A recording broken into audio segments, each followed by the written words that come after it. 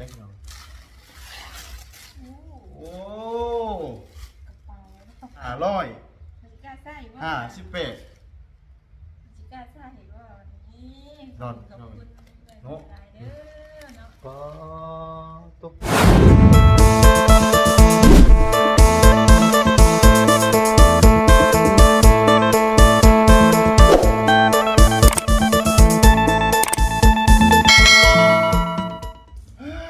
พี่น้องเลย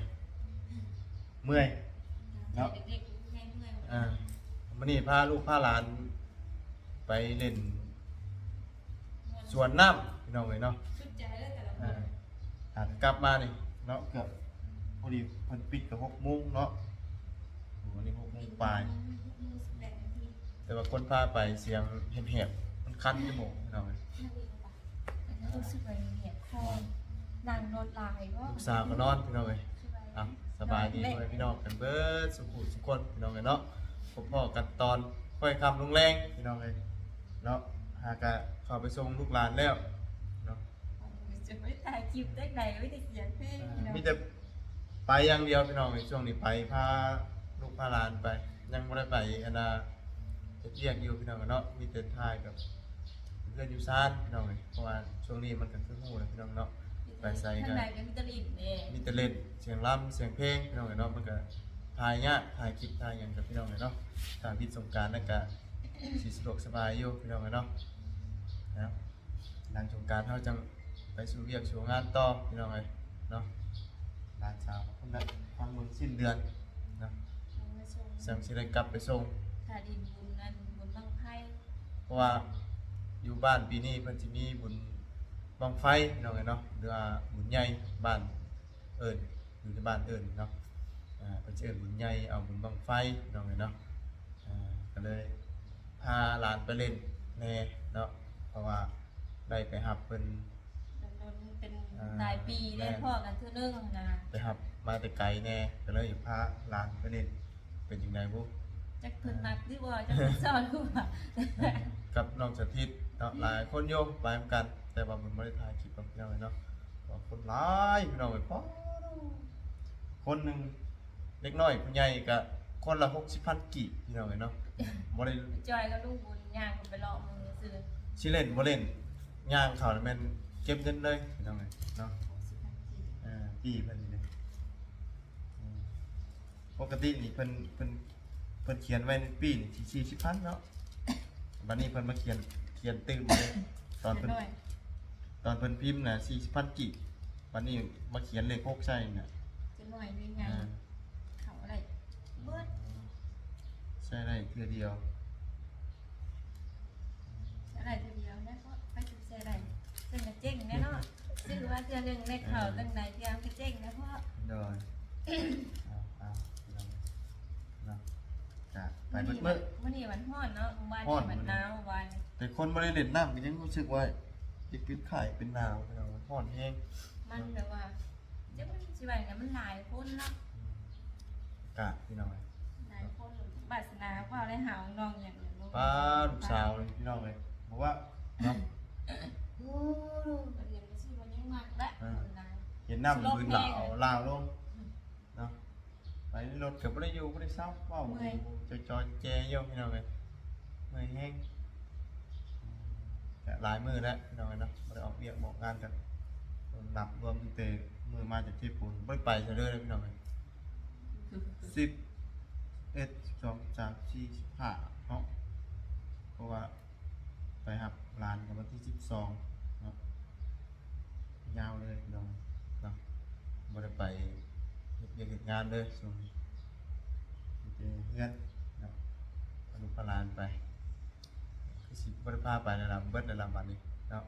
จากหลายปีนี่เราจะที่อยากไป หลายปีแล้วเพิ่นอยากไปบ่ได้พาไปเนาะ นี่ก็ไม่อยากมากก็ได้นี่นะ ม่วนเด้เด็กน้อยเล่นเนาะเป็นสวนน้ำเด็กน้อยมักเล่นน้ำอยู่แล้วพี่น้องเอ้ย อันนี้ซื้อกสิถามลุงไม่ได้สิพาไปอีกเลย อากาศร้อนได้มันก็บ่ดีปานใดเนาะเพราะว่ามันเฮาถึกน้ำมันสิเป็นไข้พี่น้องเอ้ยเนาะร้านสามารถให้เพิ่น เสียอายายเพิ่นกิน ไปอาบน้ำเลยทั้งให้เพิ่นกินยาแก้ปวดครับเพราะว่า ยันเป็นไข่เป็นดาวแล้วพี่น้องเลยความมันร้อนอากาศมันร้อนเนาะแบบกินตามไปก่อนเนาะแต่ผู้ใหญ่ก็จะรู้สึกว่าเสียงเริ่มเปลี่ยนเลยพี่น้องเนาะขนาดบ่ได้เล่นน้ำเลยนี่บ่ได้เล่นน้ำเลยเมื่อวานนี่ย่างเบิ่งอาดาเพิ่นผูกแขนน่ะย่างม่วนซื่อๆเพิ่นโพดให้เนาะเมื่อวานนี้ ข่อยยังไม่ได้ถึงน้ำ2 ปีแล้วสงกรานต์สิได้สงกรานต์สิได้บ่ ไปเล่นจ้ะเนาะ ไปดิ่งใช่หมูจุยาดินนะใหญ่กันไปดิ่งใช่ มื้อเนาะมื้อน่ะเป็นมื้อสุดท้ายมื้ออื่นนี่เล่นมื้อสุดท้ายพี่น้องอยู่บ้าน เพราะว่าเพิ่นสิเริ่มแบบว่าโปงพระนี่วันที่14เด้14 15 16 17แม่นเลิกเนาะ13แม่นเพิ่นยังบ่ทันได้โปงพระนะเพิ่นสินับเอามื้อโปงพระเนาะอยู่ในบ้าน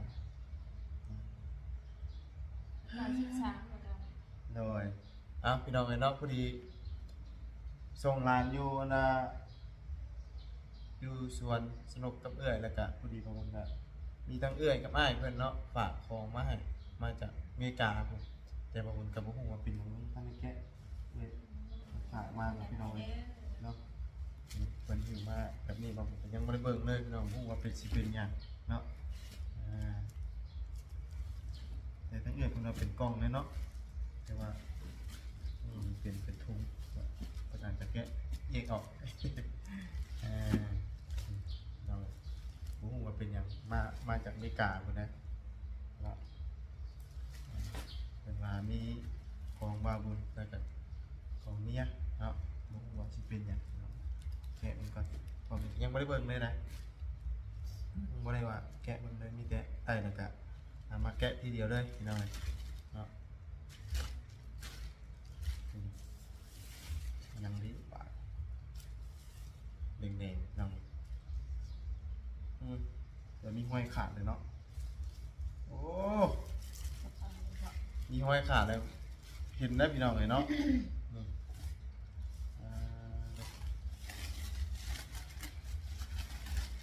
ชั่วพี่น้องเลย ไปจ้า โอ้เป็นกระเป๋าเนาะปั๊บ เดี๋ยวเดี๋ยว โบโอ้งามเลยเนาะ ใส่เลยป้า มีใส่บ่ นี่ขายของใช้เหรอคะไม่พ่อแม่คนคือเจ้าก็เลยกินคันงามเนาะป้าเนาะ อ๋อตุ๊กเห็นได้ตึงเลยเด้น เห็นได้ปันครับ ใส่สีเอวพ่อมบาน มี นี่ ห่อมันจะคุยเย็ดปัน MK บ่นี่น่ะเห็นบ่เห็นอยู่บ่เฮ้ยของผู้หญิงหรือของผู้ชายนี่ ของเจ้าเหมือนกัน เห็นบ่มันใส่นี่ได้เลย มี2เดือน โอ้คักต้องการพอดีได้อนี่อยากได้แต่หึงเลยนะแต่ว่าบ่ได้ซื้อมีอีกบ่ โอ้มีใส่ครับ ป้าว่าไงนะคะ 298 เหรียญนะเปานี่โอ้เพราะว่าทั้งเอื้อทั้งฝานมากกับบ่ได้บอกเลยว่าเป็นหยัง ใส่เป็นประมาณ บ่เป็นแน่นี่เบิ่งดูเอาตัวนี้ก่อนเอาตัวนี้ก่อนส่งรวมเลยเอาหัวนี่เอาหัวนี่ เอาวันนี้คนเราหัวกว่าปัน คนละหัว น่าจะได้งาม เห็นบ่อะไรก็ได้เอาใส่เป็นอยู่บ่โอ้นางแค่จังได๋วันนี้เขาก็เจาะไหมเนาะโอ้คักงามจัง เอาสิเหรอชอบกับไปแล้วกัน เงินเอา ของน้องที่อยากแต่ต้องให้บ้างมันแจ๊ถุงคนที่อยู่มา แกะ เนาะของไม่ ของใหม่นี่เนาะมาเพิ่นก็ฝากมาบ่ได้บอกเลยว่าเป็นหยังมีแต่ว่าไปเอาแล้วมาแกะเบิ่งเด้อมันน่ะเนาะบ่คือว่าสิเป็นอิหยังพวกกระเป๋าพี่น้องเนาะงามอยู่พี่น้องเนาะ ของนอกแล้วก็ ข้างนอกพี่น้องเนาะแต่ว่าก็ยังบ่ได้ใช้ดอกพี่น้องมีแต่เก็บไว้ก่อนให้ตอนนั้นเก่าก่อนเฮาจึงใช้เนาะใช้หลายอันนี่มันบ่แม่นหยังมันเก่าหลายอันพี่น้อง ไม่ได้ใส่ของไม่ มันสิบ่ได้ใช้ของไม้เนาะ ต้องใส่อันหนึงอันเดียวไปก่อนเนาะโอ้เอา อันนี้สำคัญไป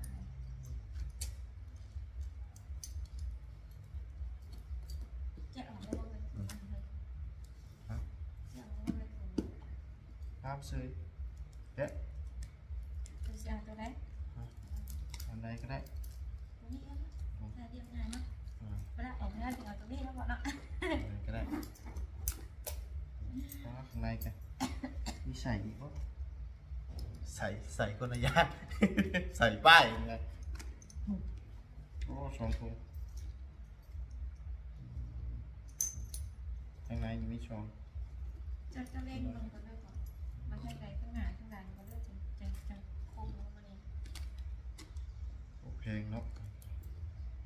เก็บ300 ดอลนอนเพลงอีกแล้วพี่น้อง ได้เดียวเป็นเวลาประมาณนี้ ฮะ จะมี4อัน ไว้ก่อนเบิ้งตัวนี้คือกันนี่พี่น้องเลย นี่มีอะไรบ้าง รู้ก่อนเบิ้งตัวนี้ก่อนมีง่วงเนาะ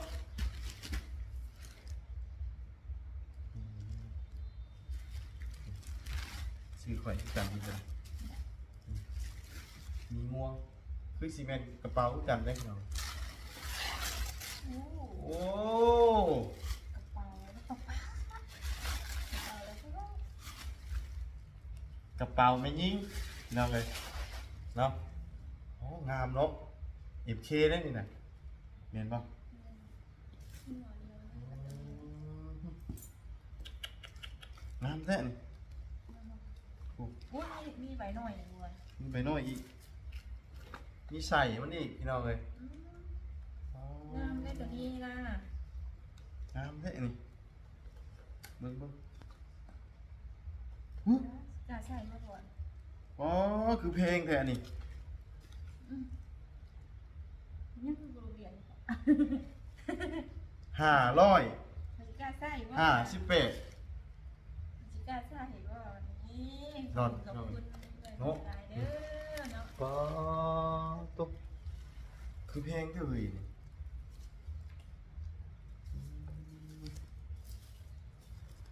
เพลงอีดีอันนี้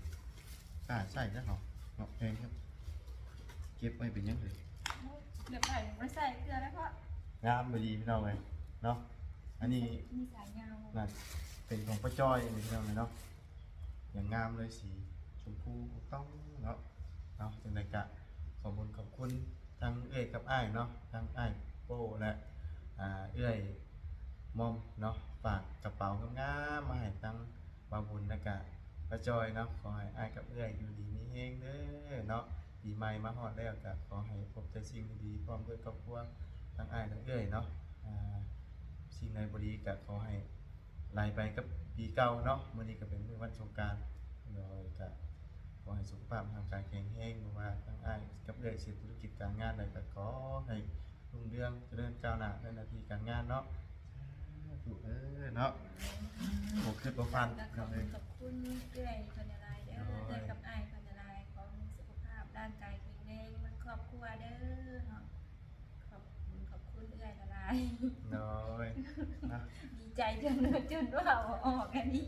เพลงดีได้พี่น้องเอ้ยตัวนี้เนาะ มันแพงนะแต่กับเฮาผมบ่เคยใส่เลยว่าแพงอ่ะนี่มันบ่คุ้นราคาบ่นี่นะ อันนี้อีกราคาหนึงบ่นี่นะ นะ เอาโมเมนต์ใส่มานำกันบ่ มันชื่อเหมือนกันค่ะเลยเป็นยังไงบ้าต้อง เฉพาะราคาตัวนี้ก็298 ดอลน้อยๆนี่น้องเอ้ยน้อยนี่แหละ ต้องดูกระดำนี่แหละ เนาะมันคือเพลงแท้เนาะ อ่านน้ำกระเพงก็เป็นเดียมอ่ะ เอออันนี้รุ่นแบบว่ามีอันนะบัตรหลายๆอย่างนะเนาะสอบใส่เนาะใส่นี่ สกัดไพ่กระเพง เพลงดีอันนี้ หนักตัวนี้ต่างหากเนาะนี่นะ นี่ราคานี่ต่างหาก แนวใช้แนวมัน บอกอยู่ ฮะ บอก คิดว่า จุดแหมบาเลย อืม กันว่าหมอกแบบค้านจะสิหน่อยไม่ได้ หอยแม่นบ่ยังบ่เชื่อเนาะ ยังมูเสียวกับใจกองแม่อันนี้น้อยนี่ก็จะชิว่าออกนะ เจ็บไปเบิดเนาะ แบบนี้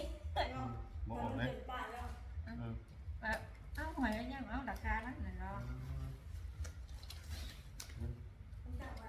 นี่บ่แม่นของผู้หญิงดิหนิเนาะมันใช่ในได้เอ่ยมันใช่ในได้ฮะแม่นบ่แม่นบ่เอ๊ะเออ จะใส่พริกนะฮะ ใส่ผิดบ่เฮาก็เปลี่ยนเฮามาประมาณนี้ ที่แรกคนบอกเคยใส่ของในเรื่องซ้ำขึ้นแล้วล่ะ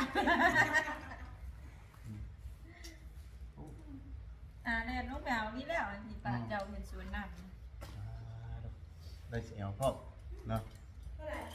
ฮะ500เท่าไหร่558เดือน ตัวนี้ก็200ป้าเลยนะ อ่า ตัวนี้ก็เกือบ300เลยนะ 400นี่ก็ได้400นี่ก็8ล้านบ่ ด้วย2ล้าน เนาะประมาณ2ล้านตกอยู่10ล้านนี่เนาะ10ล้านปลายนี่เนาะ กระเป๋าไว้นี่นะ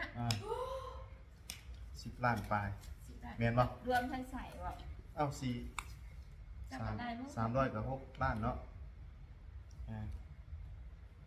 ก็จ่อยใส่เวลาแต่ออกงานแล้วมันใส่ออก สี งาน อมอ่อยเลยพายก็ได้บ่นี่ ได้แบบมีใส่ พายอยู่ใช่บ่ใช่อยู่ใช่ หวยเด้แก้วก็ในมัวที่บ่เอาออกมาเป็นซ้ำปฏิภาณยังเจ้ายำเจ้าเอ้ย บ่เกาะสิงงนี่บ่เกาะสิงงนี่เลยบ่ เออ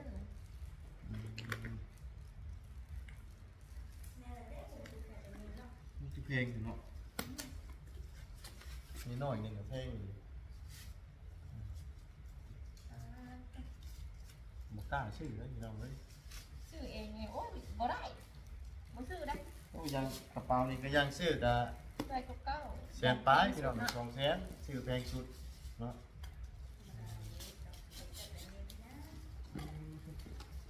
งามเสยพี่น้องนี่เนาะแต่ว่าเวลาไปก็เอา สายสีขาวเว้ย เอาสายลงอีกพี่น้อง เนาะ เฮ้ยชวด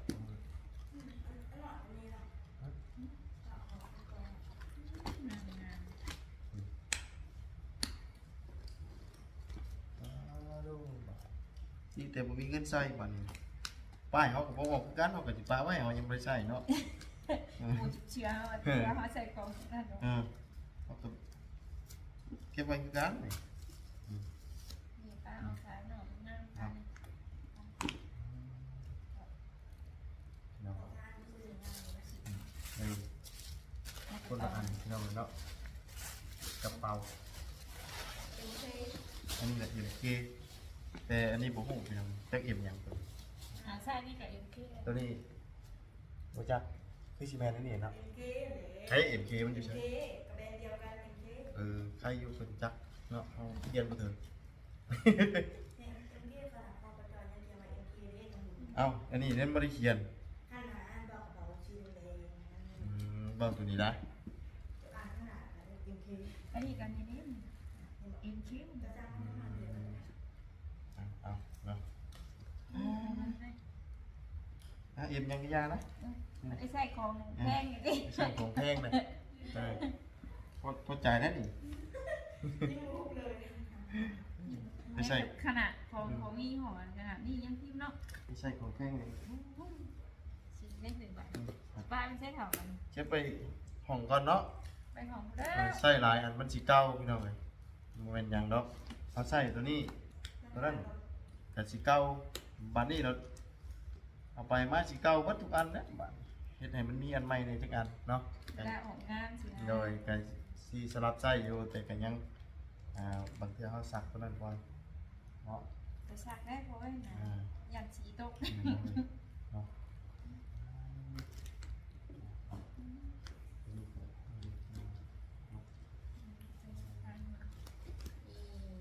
เนาะ สวย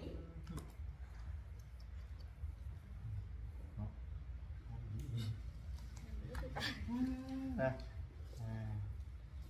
โดยจังไดก็มีสิขอบคุณทั้งเอ้ยกับอ้ายอีกครั้งหนึงเนาะได้ของสำงามเนาะของขวัญปีใหม่ตอนรับสงกรานต์โดยบ่คิดเลยว่าทั้งเอ้ยกับอ้ายเป็นสิฝากชิ้นนี้มาให้ในการราคาแพงปานนี้พี่น้องเนาะทั้งเอ้ยกับอ้ายก็ว่าบ่ฮู้ว่าสิถูกใจเจ้าหรือบ่เนาะผมก็ถูกใจอยู่เด้อเอ้ยกับอ้ายเนาะบริติว่าเป็นหยังเนาะก็จังได๋ก็ขอบคุณอีกเทื่อหนึงเด้อเนาะ พูดเลยแบบอ้ายมาเด้อเนาะเมื่อกะจะมาเยี่ยมมายามน้องลงเด้อดีดอกเนาะ ฮ้อนๆพี่น้องเอ้ยป้าสาเนาะสำหรับมื้อนี้บางคนก็สิล่ำลาไปเพียงเท่านี้ก่อนจับพี่น้องหาอาบน้ำละในก่อนเนาะโดยจังได๋ก็พบเจอกันใหม่เด้อพี่น้องเอ้ยเนาะตอนค่ำตอนแลงหลังจากที่ไปเอามาแล้วก็เปิดเบิ่งเลยเพราะว่าบ่ได้แกะเนาะบ่ได้แกะอันออกจากถุงพี่น้องมีแต่ แง่งอนแง่งอนแง่งหนีได้มุ้ยมัดไว้ในถุงกันบ่บุญบ่แกะเลยมาถามมาแกะทีเดียวพี่น้อง ถุงน้องสีใสเก่าเก่าสีเก่าเลย เก่าบ่ได้เด้นี่น่ะเนาะพายไปใส่นี่เพิ่นว่าเจ้บ่ได้นี่พี่น้องเลยเนาะ แต่เงินมันมี10 บาทยานะ 10 บาทยามั้ยบ่เฮาแบบผู้อยู่ได้ไปจอยผู้อยู่แบบว่าคนที่แบบว่าพายกระเป๋าแบบนี้นะอันนี้เฮาทั้งผู้อยู่แบบมันงามนะ งามเด้พี่น้องเนาะ ของมีฮ้อนะ น้อย แต่บ่ได้คิดว่าเฮาสิได้ถือสินะ ป้าสาวพี่น้องมีแต่นำลากันเด้อพบเจอกันใหม่ขอบคุณทั้งเอ้ยกับอ้ายขอให้เอ้ยกับอ้ายอยู่ดีมีแรงสุขกายสบายใจเด้อเนาะว่าสิธุรกิจการงานเนี่ยก็ขอให้รุ่งเรืองเจริญก้าวหน้าในหน้าที่การงานสำหรับวันนี้ไปก่อนพบเจอกันใหม่ขอบคุณไปพี่น้องด้วย FC ที่เข้ามาติดตามนะครับชมคอยให้กำลังใจด้วยตลอดมาพี่น้องเอ้ยเนาะสำหรับวันนี้ไปก่อนพี่น้องสบายดีเด้อไป เด้อกับอ้ายเด้อเนาะ โด ข ย อให้สุขภาพร่างกายแข็งแรงคนขอบครัวเด้อเนาะขอบคุณอะไรน้องมาแฮงเนาะเฮ้ยสบายดี